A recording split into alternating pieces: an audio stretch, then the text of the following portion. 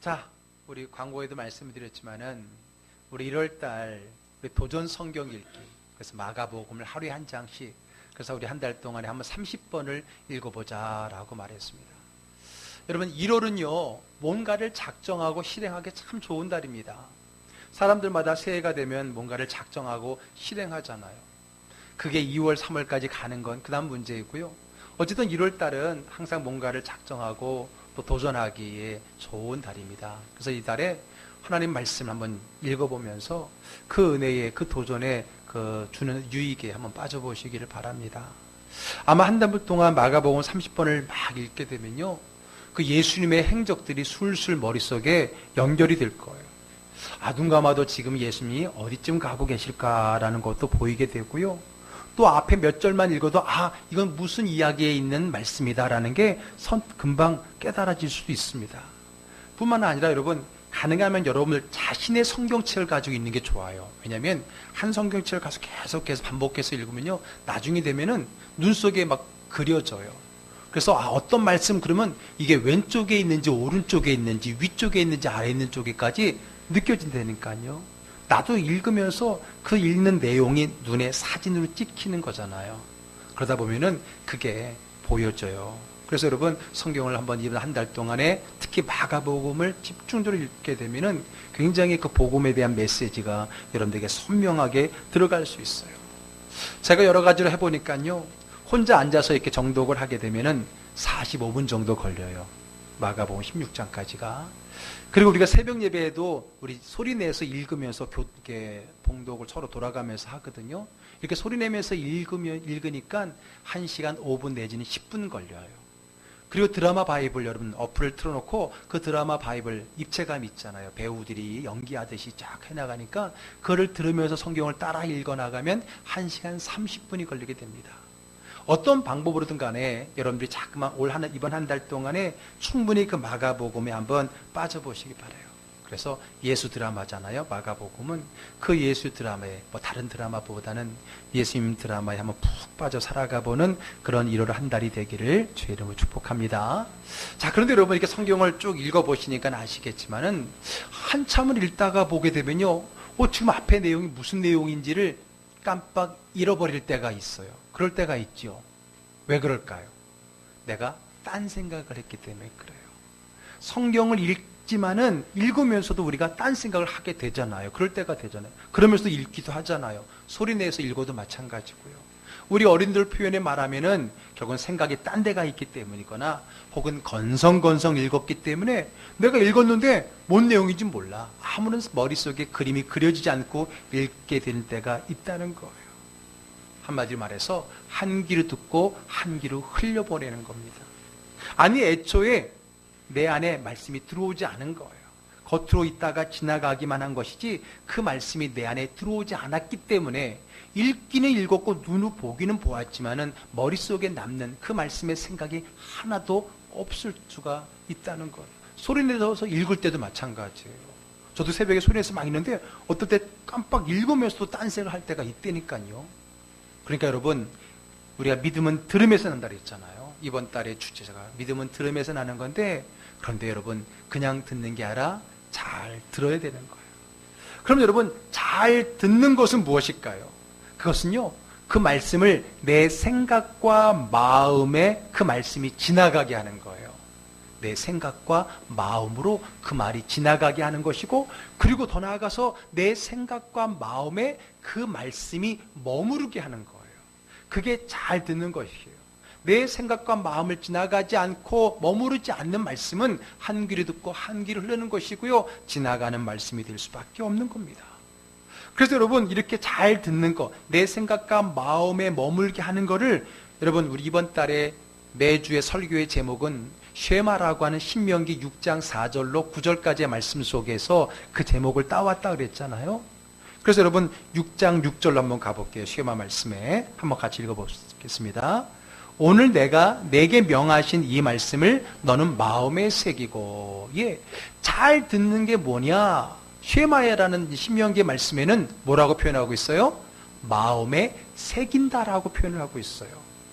또 시편에 가보게 되면요, 말씀을 마음에 둔다라고는 표현이 나옵니다. 시편 119편 11절 읽어봅니다. 내가 주께 범죄하지 아니하려 하여 주의 말씀을 내 마음에 두었나이다. 예, 그렇습니다. 여러분, 그래서 듣되 잘 듣는 것을 넘어서 잘 듣는다는 것은요, 그 말씀을 잘 생각하면서 듣는다는 것이고, 그것을 내 마음에 두고 내 마음에 새긴다는 걸 얘기하는 겁니다. 그래야 그 말씀이 내 안에 머물게 되어지는 거지요. 그리고 내 마음 안에 머문 새겨진 그 말씀은 그 말씀이 필요한 상황이 올 때에 그 말씀이 적절하게 사용되게 되는 겁니다. 그런데 마음에 두지도 않고 마음에 새기지도 않으면 정말 그 말씀이 필요한 상황이 오더라도 그 말씀은 내게 유익을 끼칠 수가 없다라고 하는 거죠. 자, 오늘 본문은요, 우리가 잘 알고 있는 예수님의 표적 가운데 첫 번째 표적인 가나 혼인잔치에서 물로 포도주를 만드셨던 그 표적의 사건의 말씀입니다. 예수님께서 이제 본격적인 메시아의 사역을 시작하시기 위해서 세례 요한에게 세례를 받으셨고요, 그리고 제자들을 부르셨습니다. 그런데 아직 본격적인 메시아로서 특별히 기사와 이적이라고 하는 그런 사역을 아직 시작하지 않았을 때입니다. 자, 어느 날 갈릴리 가나에 혼례잔치가 있었는데 거기에 예수님의 어머니 마리아와 그리고 예수님 그리고 그의 제자들이 그 잔치에 초대를 받아서 가게 됩니다. 그런데 한창 예식에 흥을 돋워야 될 시간에 문제가 생겼어요. 무슨 문제가요? 포도주가 다 떨어진 것입니다.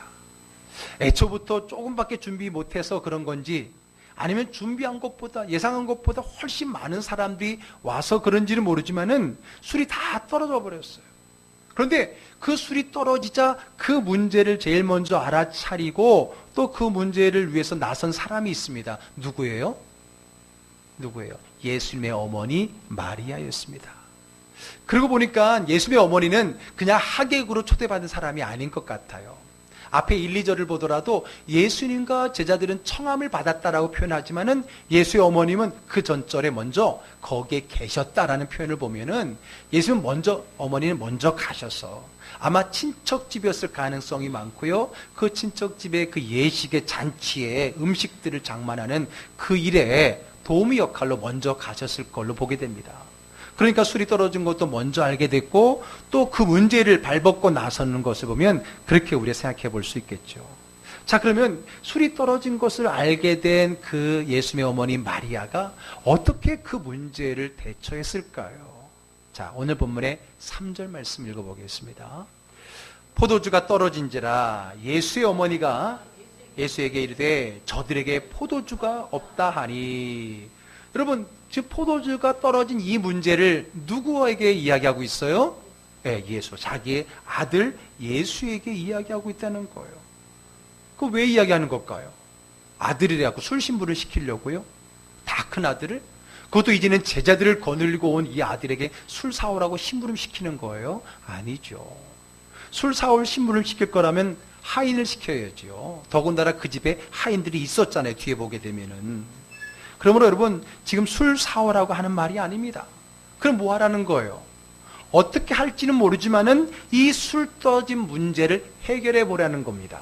술을 어떻게든지 한번 채워보라고, 이 상황을 대처해 보라고 하는 거죠. 그런데 여러분, 이에 대한 예수의 답변을 보게 되면 이 예수의 어머니의 의도가 더 확실해집니다. 자, 그 말을 듣고 나서 예수의 대답을 들어볼까요? 4절 읽습니다. 예수께서 이르시되 여자여 나와 무슨 상관이 있나이까? 내 때가 아직 이르지 아니하였나이다. 여러분, 단순히 예수님이 어머니가 심부름 시킨 게 아니라 어떻게든지 술을 만들어 보라는 그런 이야기까지 간 거예요. 그러니까 예수님이 그 얘기를 듣고 뭐라 그래요? 나와 무슨 관계가 있느냐? 나와 무슨 관련이 있느냐? 아니 혹 나와 관련이 있다 하더라도 아직 내 때가 아니다. 여기서 내 때라고 하는 거는 아직 내가 나설 때가 아니라고 하는 거예요. 이거는 뭐예요? 한마디로 거부하는 거죠. 아직 내 때가 아닙니다. 지금은 아닙니다. 그러고 있는 거 아닙니까? 여기서 내 때라고 하는 건 뭐예요? 그것은 바로 예수님이 그리스도, 메시아임을 드러내야 될 때라고 하는 겁니다. 신비로운 기적과 이사와 같은 사건들을 통해서 내가 바로 하나님의 아들 그리스도 메시아라는 사실을 드러낼 때를 얘기하는 건데, 예수님 보기에는 아직 내 때가 안 되었다라고 보는 것이고, 예수의 어머니는 어쩌면 그때가 되었다, 어쩌면 그때가 오늘일지도 모른다는 마음을 가지고 그 예수에게 부탁 아닌 부탁을 했더라고 하는 겁니다. 그런데 어쨌든 내 때가 되지 않았다라는 말은 어떻게 보면 거부하는 말이잖아요. 그렇죠? 그런데 그 말을 듣고 나서의 마리아의 행동과 말은 또 다릅니다. 자, 5절 한번 읽습니다. 그 어머니가 하인들에게 이르되 너희에게 무슨 말씀을 하시든지 그대로 하라 하니라.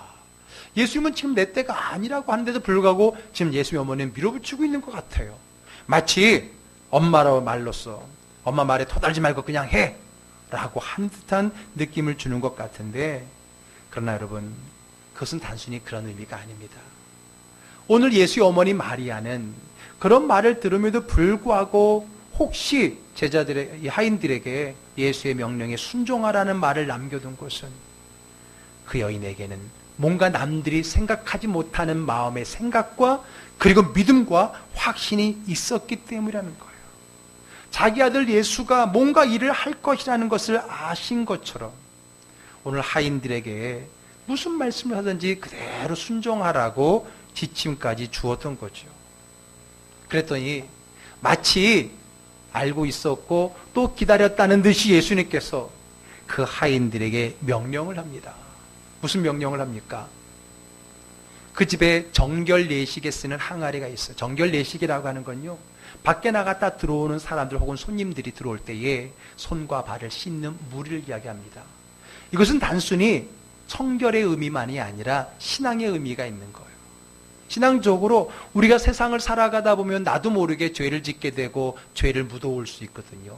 그래서 집에 들어오면, 거룩한 가정에 들어올 때는 손발을 씻으면서 단순히 더러움이 아니라 내 안에 있는 죄나 그런 허물을 씻는, 성막에도 보게 되면은 성막에 들어가기 전에 입구에 물두멍이 있잖아요. 제사장이 자신의 죄를 씻고 들어가듯이 그런 정결 예식에 쓰는 항아리가 각 가정마다 있었던 것이고, 여기는 이제 잔치를 하니까 아마 더 갖다 놨는지 6개의 큰 항아리가 있었던데, 거기에다가 이제 사람들이 들어오면서 다 씻었으니까 물이 다 비었을 거 아니에요. 거기에다가 아구까지 물을 다 채워라, 6항아리에. 그리고는 하인들에게 거기에 있는 물을 떠다가, 어디에 떠다가? 포도주 잔에 떠다가, 발 씻는 물을 포도주 잔에 떠다가 연회장, 즉 그 연회를 총주관하는 그 연회장에게 떠다 주라라고 말씀을 하게 된 겁니다. 여러분, 우리는 잘 알고 있습니다. 결국은 그 물이 뭐가 되죠? 포도주가 되는데, 그냥 포도주가 아니라 질 좋은 포도주가 됩니다. 이전에 먹었던 포도주보다 더 좋은 포도주. 그래서 성지순례 가게 되면요, 가나에 가게 되면요, 그 주변에 포도주 가게 천지입니다. 성지순례 와서 이제 가나의 포도잔치 그 메시지가 있는 곳이니까 다들 포도주 이렇게 한 병씩 사갈 수 있게 해놨는데, 어쨌든 질 좋은 포도주로 우리가 표적이, 하나님의 기적이 일어났다는 것을 알게 됐죠. 자, 그럼 여러분, 이것이 기적이라는 것을, 즉 이것이 원래는 물이었다는 사실을 아는 사람은 누굴까요? 누가 제일 먼저 알았어요? 당연히 그것을 떠다 주었던 하인들이었죠. 자, 9절 읽어보겠습니다. 연회장은 물로 된 포도주를 맛보고도 어디서 났는지 알지 못하되 물 떠온 하인들은 알더라. 그렇죠. 가장 가깝게 그 기적을 옮겼던 사람이니까 분명히 뜰 때는 물인데 갖다 주고 연회장에 마시고 나서 보니까 포도주였어요. 그렇죠. 그것이 기적인 것을 하인들이 제일 먼저 알았어요. 또 누가 알았을까요? 이 모든 장면을 지켜보고 있었던 예수님의 제자들이 알고 있었습니다. 제자들이 알고 있었어요. 자, 볼까요? 11절입니다. 예수께서 이 첫 표적을 갈릴리 가나에서 행하여 그의 영광을 나타내심에 제자들이 그를 믿으니라. 이야, 사실 예수님을 따라올 때는 긴가민가 했는데, 야, 우리가 잘 따라온 것 같아. 스승을 잘 만난 것 같아. 그런 마음에 더 확고한 제자로서 자리를 매김하지 않았겠습니까? 어쨌든 그것이 기적인 줄을 연회장도 모르고 마시던 사람들도 몰랐지만은 그 일을 행했던 하인들, 그 일을 유심히 바라보고 있었던 제자들은 알고 있었다는 거예요. 그런데 또 한 사람이 알고 있습니다. 누구일까요? 이 사람은 기적이 일어나기 전부터 안 사람입니다. 아니, 이 기적을 일으킨 장본인이기도 합니다. 누굽니까? 바로 예수님의 어머니인 마리아입니다. 그러면 이 여인은 어떻게 알았을까요? 어떻게 확신했을까요? 내 아들이 기적을 일으킬 수 있을 아들이라는 것을. 내 아들이 하나님의 아들이고 그리스도라는 사실을 어떻게 아셨을까요? 물론 당연히 알죠. 이 아이가 내 배로 난 아이인데 남자의 씨를 받아 낳은 것이 아니라 성령을 감동을 통해 하나님의 은혜와 섭리를 통해 아기를 가졌다는 걸 다른 사람들은 몰라도 그 아이를 낳은 엄마는 알지요. 그러니까 당연히 아는 것 당연한 거 아닙니까? 라고 말할 수 있지만 그러나 그것뿐이 아닙니다. 그것만으로 오늘 이 예수를 오늘 특히 이 자리에서 기적을 일으킬 아들로 믿고 한다는 건 쉬운 일이 아니었을 거예요. 그러면 어떨까요? 자, 이제 우리가 주목할 말씀은요. 오늘 이 말씀은 전에 기적 중심으로 메시지 전한 적이 있기 때문에 오늘은 이 기적의 사건 중심이 아니라 이 기적을 일으킬 수 있었던 그 예수의 어머니 마리아의 그 믿음과 확신의 초점을 맞추려고 합니다. 그래서 그러면 마리아의 그 믿음, 오늘 예수님이 그리스도이시라는 그 믿음, 그분이 오늘 표적을 일으킬 수 있을 분이라는 그 믿음과 확신은 어디에서 왔을까요? 어디에서 왔을까요? 그것은 다름이 아니라 마리아의 하나님 말씀에 대한 자세에서부터 온 겁니다. 어디서 왔다고요? 하나님 말씀을 대하는 자세에서부터 왔다는 거예요. 이게 무슨 말일까요? 자, 오늘 이 마리아의 이전 이야기들을 한번 가볼 겁니다. 오늘 예수의 어머니 이전 이야기는 항상 예수님과 관련돼서 기록이 되는데 성경에는요, 예수님의 공생애는 이제 메시아로서의 본격적인 사역의 삶을 얘기하는 걸 공생애라고 말합니다. 그건 언제예요? 예수님이 세례요한에게 세례를 받음으로부터 시작되는 거예요. 30살에. 그리고 3년 동안 십자가에 죽으시고 부활하실 때까지를 공생애라고 하고 복음서는 대부분 이 3년의 이야기를 기록하고 있어요. 그런데 그 전 30년간의 그 삶은 개인적인 삶이었죠. 그 삶에 대한 이야기는 성경에 많이 기록되지 않고 몇 가지 안 돼요. 그것도 누가복음에 집중적으로 기록이 되었어요. 그런데 여러분, 그럴 때마다 항상 그 이야기 속에는 예수의 어머니 마리아가 등장을 하는데 그 이야기를 찾아가다 보면은 이 마리아가 오늘 이 자리에서 아들 예수에게 향한 그 말과 행동을 왜 그랬는지, 그럴 수밖에 없다라는 것을 우리가 발견할 수 있기 때문에 그렇습니다. 자, 그러면 지난 마리아의 삶, 예수님과 관계되어진 지난 30년간의 삶을 한번 돌아가 볼게요. 첫 번째, 30년 전으로 돌아가 보겠습니다. 언제입니까? 바로 예수님을 처음 잉태할 때입니다. 처녀인 그가, 아직 남자를 알지 못하는 그녀가 아기를 임신할 그때 가브리엘 천사가 와서 그 사실을 알려주었습니다. 그리고 그 아기는 하나님의 아들이라는 것을 가르쳐 주었어요. 그 말씀을 받았을 때, 이 신비롭고 놀라운 사건의 이야기를 들었을 때에 그 마리아의 첫 번째 하나님 말씀을 대하는 자세를 볼까요? 누가복음 1장 38절입니다. 읽습니다. 마리아가 이르되 주의 여종이오니 말씀대로 내게 이루어지다 하매 천사가 떠나가니라. 예. 자, 그 말을 들었을 때 여러분 생각해 보세요. 처녀인 너에게 아기가 생겼다. 이건 기뻐할 일이 아니다. 제가 성탄절 설교 때 충분히 말씀을 드렸죠. 이 상황은 절대 마리아에게 좋은 일만은 아니었습니다. 믿지 못하는 것은 둘째치고 그렇게 된다는 것은요, 나에게 엄청난 파문이 일어날 일이에요. 또 많은 불이익을 당할 수 있는, 그렇잖아요. 처녀가, 더군다나 정혼한 여자가, 결혼할 남자가 있는 여자가 아기를 가졌다라는 것은요, 여러모나 보나 나에게는 결국 유익한 일이 아닐 수 있다는 거예요. 그런데 여러분, 그 하나님의 말씀을 받았을 때, 그 황당한 말씀을 받았을 때에 오늘 마리아의 첫 번째 반응이 어떻다 그랬어요? 말씀이 내게 이루어지이다 그랬습니다. 다시 말해서 그 말씀을 우습게 여기거나 혹은 믿지 못하거나 거부하지 않았다는 거예요. 그 말씀이 혹 내게 불이익을 준다 하더라도 그것이 하나님의 말씀이라고 하면 내가 받겠다라는 자세를 말하고 있는 겁니다. 오히려 말씀대로 되기를 기대했습니다. 하나님 말씀에 자신을 맡겼습니다. 말씀을 자신의 삶으로 끌어들인 거예요. 그 말씀이 내 안에 이루어지기를 기대했다라고 하는 것입니다. 마리아의 하나님 말씀에 대한 자세는 이렇게 시작이 되었어요. 그리고 여러분 10개월이 지났습니다. 그럼 무슨 일이 나겠어요? 10개월이 지나면 당연히 출산이 되겠죠. 자, 10개월 뒤 기꺼이 남편이 되어진 요셉과 함께 아기를 낳으러 어디로 갑니까? 우리 12월 달에 첫째 주의 메시지였지요. 어디로 가요? 저 북쪽의 갈릴리에서 저 남쪽 베들레헴으로 갑니다. 만삭이 된 몸으로 그 먼 길을 걸어가는 그 여인. 그래서 그곳에 가서 어떻게 해요?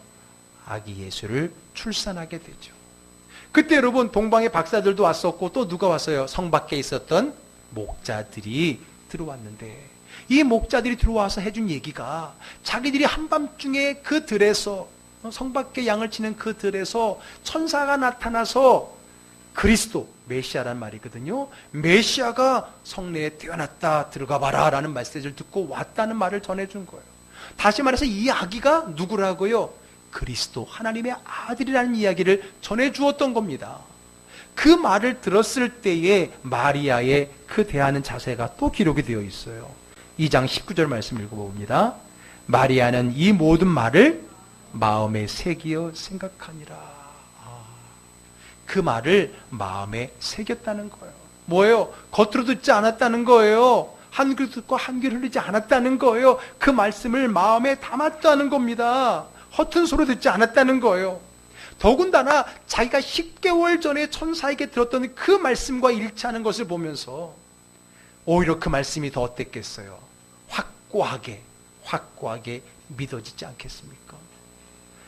10개월 전에 들었던 말씀이 있긴 하지만은 그래도 항상 사람이라는 마음이 의심이 생겨나게 되는 거잖아요. 그런데 두 번째, 똑같은 말을 또 다른 사람을 통해 들었을 때 그 말씀이 더욱더 확고해지는 건 당연한 것 아니겠습니까? 그리고 또 세 번째 사건이 나와요. 그것은 그로부터 예수를 출산하고 나서부터 41일이 되는 겁니다. 왜 41일이냐? 그때 무슨 일이 있었어요? 아기 예수를 데리고 성전에 올라갑니다. 왜? 정결 예식을 드리기 위해서. 41이란 말은 없어요. 그러나 정결 예식을 드리려면 41일이 돼야 됩니다. 왜냐하면 남자아이를 낳게 되면은 7일간 부정합니다. 그래서 7일간 부정 기간이 끝나고 8일째 되면 남자아이를 할례를 해요. 근데 레위기에 보게 되면 그때로부터 산모는 33일간 더 부정합니다. 피를 흘렸기 때문에. 그래서 33일이 지나고 나면은 이제 부정한 것을 끝내게 되고 그 부정한 것을 다시 정결하게 하는 정결 예식을 위해 성전으로 가게 되어 있어요. 그러니까 성전에 가려면 아기를 낳은 후 41일이 지나야 된다는 거죠. 어쨌든 그때 정결 예식을 위해서 아기 예수를 데리고 올라갔을 때에 그 성전에 있는 시몬이라는 할아버지를 만나는데 그 시몬 할아버지가 성령에 충만해서 그 아기를 안으면서 하나님을 찬양하고 예언을 하게 됩니다. 뭐라고 예언하냐면 이방을 비추는 빛이요 주의 백성 이스라엘의 영광이다 라고 말하면서 자기가 메시아를 만날 수 있다는 하나님이 꿈을 주셨는데 그 꿈을 이뤘다는 얘기를 하는 거예요. 자, 그 말을 들었던 예수의 어머니 마리아의 반응이 또 어땠는가 성경은 분명히 기록하고 있습니다. 자, 누가복음 2장 23절을 읽으면서 옆에 조는 사람을 좀 콕 집어가면서 한번 같이 읽겠습니다. 그의 부모가 그에 대한 말들을 놀랍게 여기더라. 자, 그 말을 어떻게 했다고요? 놀랍게 여겼다 그랬어요. 이 놀랍게 여겼다는 게 단순히 어떤 의미일까 하고 제가 여러 다른 번역 성경을 다 찾아봤어요. 새 번역 성경에는 이상하게 여겼다 그렇게 표현하고요. 공동 번역에는 감격하였다라고 표현하고 있고요. 현대인 성경에서는 신기하게 여겼다. 영어 성경에는 marveled. 여러분 마블 요즘 영화 마블사 말하는데 그 마블이라는 게 경이롭다는 뜻이거든요. 경이롭게 여겼다는 거예요. 그 말은 뭡니까? 결국은 이 일을 그냥 하찮은 일로 여기지 않았다는 거예요. 그 일에 대해서 경이롭게 여기고 놀랍게 여기고 뭔가 그 메시지에 분명한 의미가 있고 뜻이 있겠다라는 생각을 가지고 그 말씀을 들었던 것이고요. 또 그 말씀을 지난 자기가 들었던 또 목자들을 통해 들었던 말씀들과 연결해 봤을 때 그게 점점 더 선명해지고 있는 것입니다.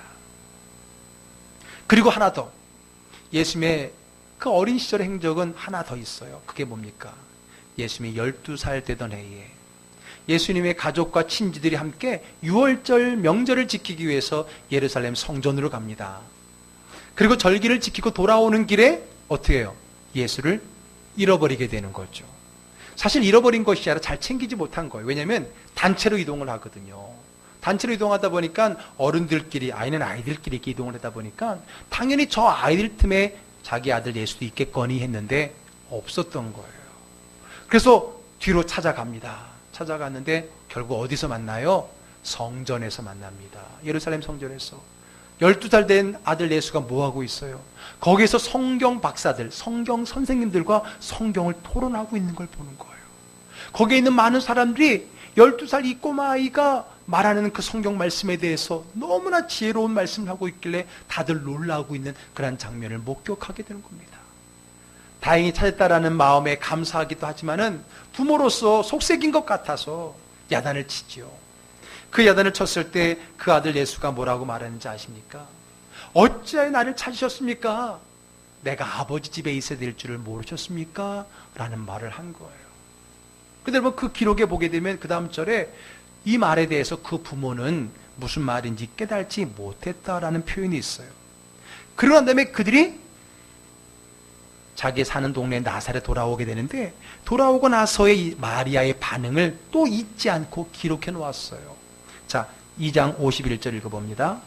예수께서 함께 내려가사 나사렛에 이르러 순종하여 받드시더라. 그 어머니는 이 모든 말을 마음에 두니라. 여러분, 예수님의 어린 시절 사건 이야기는 그의 잉태, 출산, 그리고 정결례식, 그리고 예루살렘 성에서의 이 사건 딱 4번밖에 등장을 하지 않는데 그때마다 다 마리아가 들려지는 그 말에 대한 반응들을 성경이 다 기록하고 있다는 것에 우리가 생각을 가져볼 필요 있어요. 그리고 그 마리아의 그 말씀에 대한 태도들은 항상 어때요? 말씀을 마음에 새기고 그 말씀을 마음에 두고 그 말씀을 허튼 소리로 여기지 않고 쉽게 여기지 않고 항상 그 말씀에 집중하고 있는 마리아의 모습을 보게 됩니다. 그렇습니다. 지난 30년 동안 예수님의 일들을 적어놓은 몇 안 되는 이야기들이지만은 마리아는 항상 그곳에서 예수에 대한 말씀을 마음에 새기고 마음에 두었던 것을 우리는 확인해 보았습니다. 그리고 그런 확인을 통해서 그가 들었던 말씀들이 점점 더 구체화되고 선명화되었다는 거예요. 그리고 30년이 지난 오늘 이 자리, 더군다나 그가 이제는 제자들을 데리고 왔다면 이제는 분명 그에게 맡겨진 사역을 시작할 시기라는 것을 그 어머니는 생각해낼 수 있었을 거라는 거예요. 그냥 우격다짐으로 하는 게 아니라 그런 말씀들이 있었고 그런 말씀들이 마음속에 있어 결과로 오늘 이렇게 얘기할 수가 있었던 겁니다.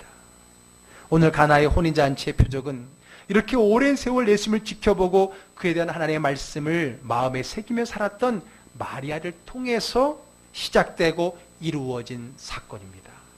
그래서 여러분 오늘 이 표적의 사건은 철저하게 마리아의 믿음에 의해서 생겨난 표적인 거예요. 그녀는 알았어요. 자기 아들 예수가 누구인지를, 그리고 지금 이 자리에 예수가 필요하고 또 예수님께서 그 필요를 채워줄 수 있다는 것. 여러분 이게 중요합니다. 우리가 말씀을 마음에 두게 되면 그 말씀을 통해서 그 말씀이 필요한 자리에서 그 말씀을 통해 필요를 공급받을 수 있는 일이 생긴다는 걸 오늘 우리에게 얘기해 주고 있는 거예요. 그리고 이 모든 것은 그동안 마리아가 하나님 말씀을 마음에 새기며 살아왔던 결과라고 하는 겁니다. 여러분, 하나님 말씀이 아니더라도요, 우리도 마찬가지입니다. 어떤 말이나 생각을 마음에 두면 언젠가 그 말이 필요할 때가 생겨나요. 그때 그 말을 통해 그 말이 힘이 되고 능력이 되고 그 문제를 해결할 열쇠가 되기도 합니다. 그런데 그것이 하나님 말씀이라면 더한 거죠. 하나님 말씀을 잘 듣고 마음에 새기면 언젠가 그 말씀이 필요한 상황이 올 것이고요. 그 말씀이 그 상황을 해결하고 그 문제를 돌파할 힘이 된다는 거예요. 아멘? 이것을 경험하는 게 신앙생활인 것입니다. 여러분 잘 들어보세요.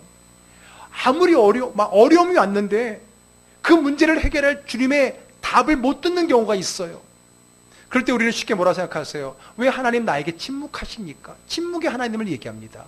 물론 하나님이 의도적으로 침묵하실 때가 있어요. 침묵의 하나님이란 말도 있거든요.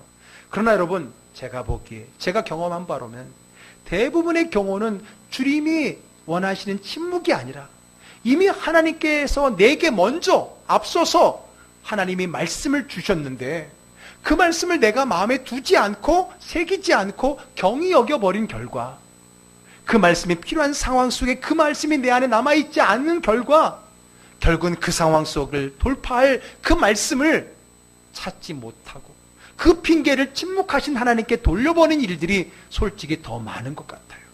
여러분들도 생각하세요. 여러분들이 정말 하나님의 그 간절한 답을 듣고 싶을 때에 들려지지 않는 이유가 뭔 것 같아요? 하나님이 침묵하고 계시는 걸까요? 아니면 이미 말씀하신 그 하나님을, 말씀을 여러분들이 마음에 두지 않았기 때문이었을까요? 저는 후자가 더 많다고 생각됩니다.